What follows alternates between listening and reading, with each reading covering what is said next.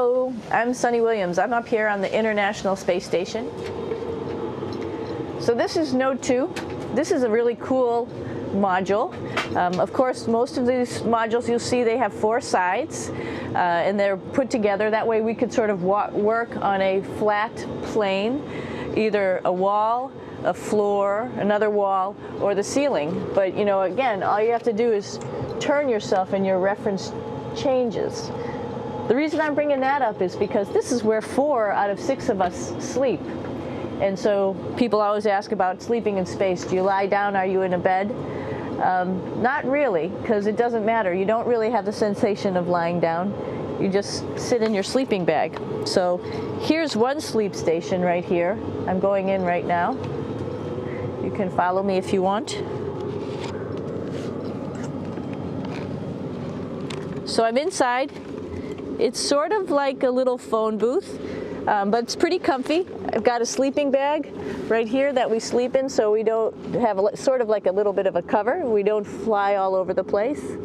But you know, you can sleep in any orientation. I have it sleeping, feeling like I'm standing up right now, but like you saw, I'm on the floor. But it doesn't matter if I turn over and I sleep upside down. I can't have it, I don't have any sensation in my head that tells me that I'm upside down, so it really doesn't matter.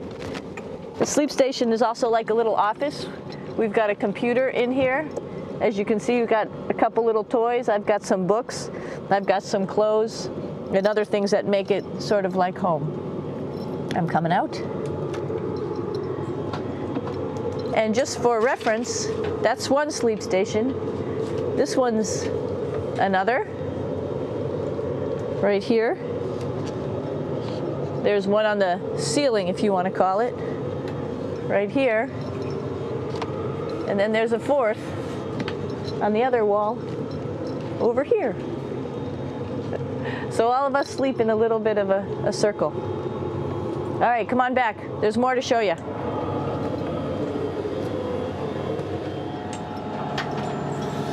I know that there's some questions about how to use the bathroom and how do you actually live in space like normal, like at home. I mentioned real quickly about getting up in the morning and brushing your teeth and washing your face.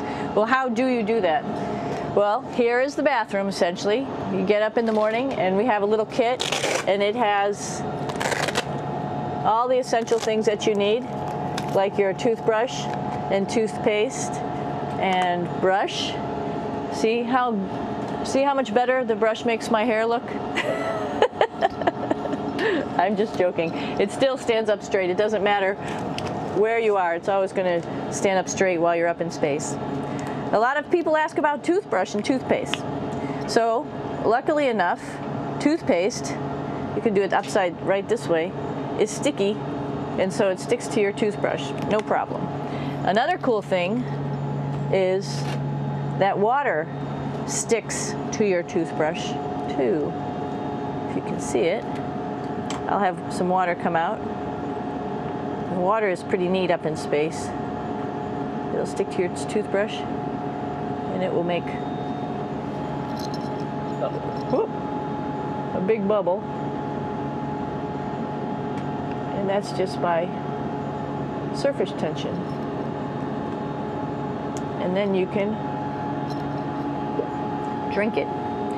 So a lot of people ask about what do you do with the toothpaste after you brush your teeth.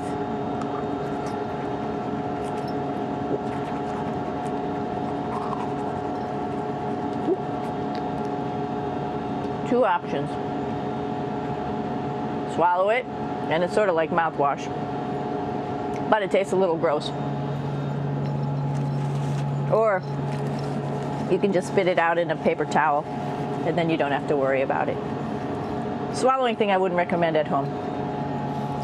I'm only up here for 4 months, so it's not that bad.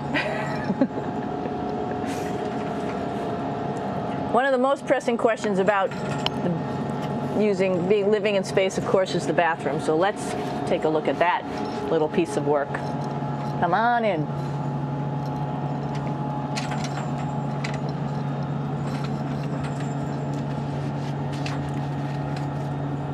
Here we are at the throne. This is awesome. You might see the little You might have noticed the little moon on the outside. This is our orbital outhouse right here.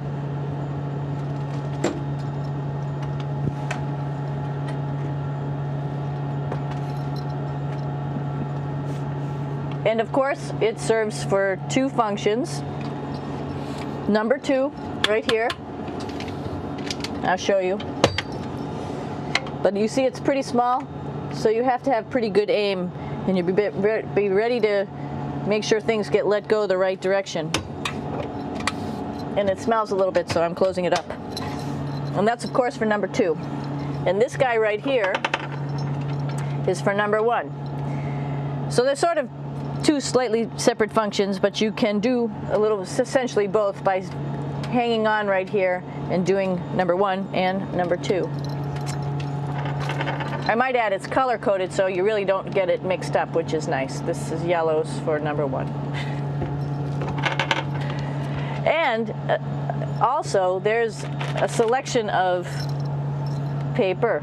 People always ask about toilet paper. What do you do with toilet paper? What kind of toilet paper do you have?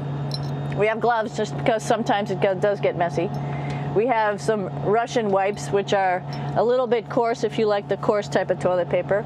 We have some nice tissues, which are nice and soft if you like soft toilet paper. We have Huggies, just for any cleanup. You know, we were all babies once, and this sort of helps. And then if things get really out of control, we have disinfectant wipes, just to make sure we clean up here. Because, you know, just like the water I showed you, the number 1 stuff can sort of go all over the place if you don't aim correctly. And did I mention both of these have a little bit of suction, so they should keep things going in the right direction. But like I said, sometimes things get a little out of control if you are out of control yourself flying around. So we have lots of protective stuff. And of course, you do have your privacy. There's a little door, so other people know that you're in there.